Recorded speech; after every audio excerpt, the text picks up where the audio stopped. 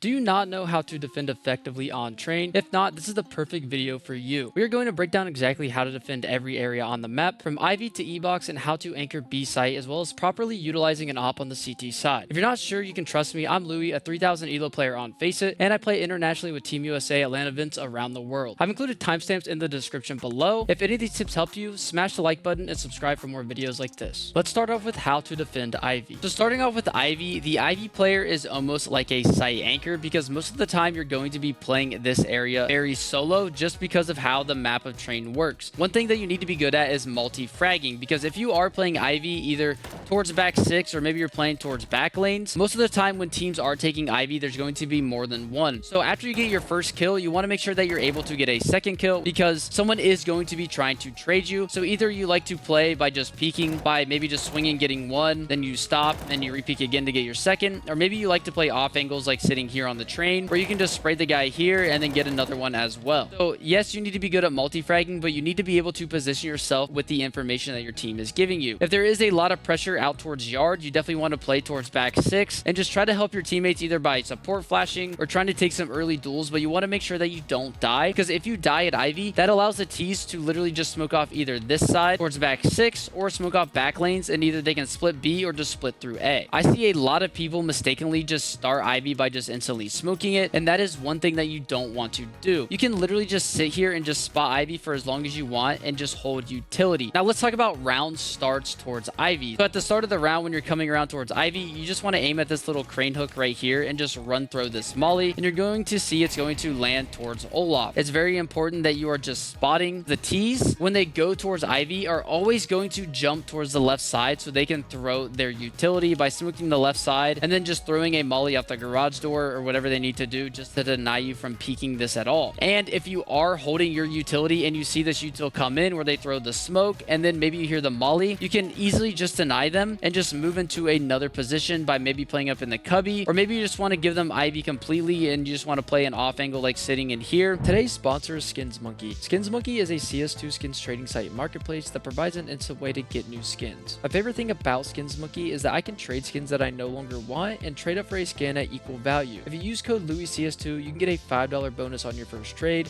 and if you want to buy skins, you can get a 30% deposit bonus plus a 5% extra bonus using my code. My link is down in the description. Now, E-box is another important area to lock down, so I'm going to show you how. This position right here, which is in the middle of yard, is the prime position to put your best player, because you're going to need to be able to move around your teammates with the information that you're hearing. You're going to need to have good aim, and you're just going to really need to have good game sense. So at the start of the round as an E-box player, it's really important that you try to get to this position most of the time, because playing in this position right here, I'm going to hear a lot of information. I'm going to hear people running into Brown Hall, and I'm going to hear people in T-Con either jumping around or trying to come out, or if they are already out, I can just sit here and listen to them knowing where they are going. So at the start of the round as an E-box player, it's very important that if your Awper isn't in front of you or he's not going for a pick, you obviously want to molly into T-Con just so you can deny anyone rushing out of T-Con. So if I'm sitting towards E-box and I don't hear anything at all, this will prompt me to literally just walk up and play close. My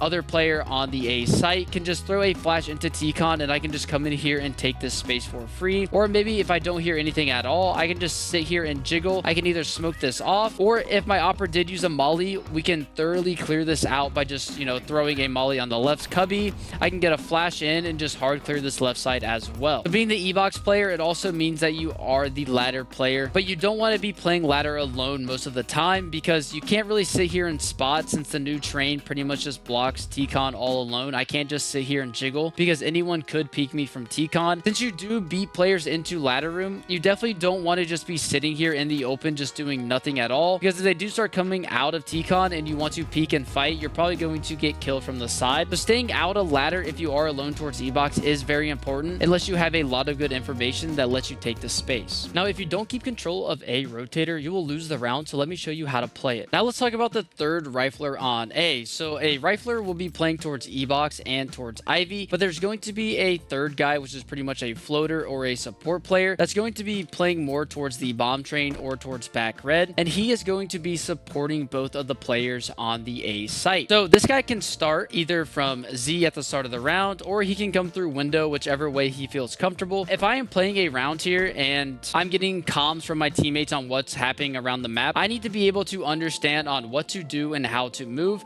I also need to know where my teammates are, because depending on where my Awper is on the map, that also means that I might have to be the one rotating towards B off of any information that is given from my teammates. Like we talked about earlier with the E-box player, I need to be able to identify what information he's giving me and knowing when I need to flash and where I need to flash. If I see my teammates walking up towards T-con, I need to be able to just rip a flash whenever he needs it. I can't just have him wait close T-con, because then the T's could pop on him at any given moment. Same thing goes if I'm playing towards back red. Maybe I'm just spotting T-con, or maybe I'm just sitting playing off my E-box player, and then all of a sudden he's like, hey, I hear him in ladder, flash me in the ladder. I need to be able to just be ready to flash into ladder room to help him out. Same goes for towards Ivy. Maybe I'm playing, back towards the bomb train, and I'm just holding towards Olaf, helping my E-box player, and all of a sudden my Ivy teammate's like, hey, I need to flash Ivy. They're starting to take Ivy. I can just sit here and just rip a flash for him, and then he can just multi-frag as much as he needs to. And also, since you are the rotator as well, if your Awper isn't starting towards Z, you want to make sure that when you are rotating, you are understanding what is happening. You want to make sure that if your teammate towards B is calling like, hey, they just smoked out towards ramp, you need to make sure that Awper is clear. Either you need to identify if you need to come into sight with him and hold his Awper from sight, or if you need to just stay towards Z, or maybe he needs some sort of support where he's playing up on this wall and they did throw this smoke. You need to be able to know if you need to throw this flash for him and just identify what space needs to be taken. So if you do want to be this kind of support player that's kind of baity, playing the late round and helping out your teammates, definitely try to understand the map, go into an offline server, and just theory craft some scenarios so you know exactly what to do in what scenario. Then your teammates can feel comfortable that you do have their back and you're supporting them at all times. Now, the Awper is one of the best tools you can have at your disposal on the CT side, but it can actually hurt your chances of winning if not used well. So let's go over how to use it now. So it's important to know that you need to be trying to take the first duel most of the time on the map, just because Train has so many long angles and good opportunities for an Awper that if you can take these long range fights and get in the first gunfight, you're going to give your team that 5v4 advantage that you need to win the round. So a basic round start for an Awper on Train is if your E-box player isn't in front of you, you obviously want to molly off T-con, but you're going to be holding this line most importantly, so your E-box player can go up and take the space that he needs. And so if anyone is swinging out a T-con, you can easily just frag them and get that first kill. And then two other good starting positions is if you guys want to play a heavy outside setup with 3 rifles, the Awper can just solo hold Ivy for as long as he needs to, but it's very important that he is holding from this side. And you want to hold from this left side on Ivy, just because you can come here and help anyone towards A and take any line that you need to. And it just puts you in a good swivel position so you can just multi-frag as much as you need to. Maybe you get a frag on the T-con guy and then the Ivy player wants to activate and you can easily just kill him just like that. Now, being the Awper on Train, you want to make sure that you're also starting at a different spot every single round. I know I talked about the starts towards A, but you can also get a lot of free kills by just starting here towards ramp, holding this cross right here, or you can even start towards Awper, which is very overpowered in the new CS2 Train, because if you get this line and don't see anything, you know that they have to be T-con or Ivy, because the only way to get to ladder room now is literally just through this position right here, and they're forced to cross and see you, and you get so much information. Even if you whiff this shot, maybe you're holding this right here and someone peeks you up here and you over flick or something, you have that information that someone could be in ladder. So if your E-box player and your support player are playing aggressive towards E-box, they can literally just shift into ladder and just play retake towards yard. The site is so easy to retake since there's not a lot of spots for the T's to sit, that doubling in ladder and taking that info is very, very important. But the last place that you can start that is, I think, very, very good is towards ladder. Playing in this spot right here with your E-box player, you can get this kill and just sit behind this cubby, and then you can let your E-box player just fight for free, and then you can peek and get a second kill or a trade if you need to. And last but certainly not least, if you can't anchor the B site, you will lose to a rush or a heavy push every time they try it. So let's go over how to anchor the B site so you can win more rounds. Now, the last position we are going to talk about is the B site anchor, which is personally my favorite position and the position that I always played. So being the B site anchor, you want to make sure that you aren't always dying. You want to value your life as much as you can, because since the site is kind of hard to retake with all the angles that the T's could be sitting and how they could be playing with mollies or playing off of each other, you want to make sure that you're almost being a rat in this position. You don't even need to have aim to be playing the B site on train, because if you can use your utility efficiently,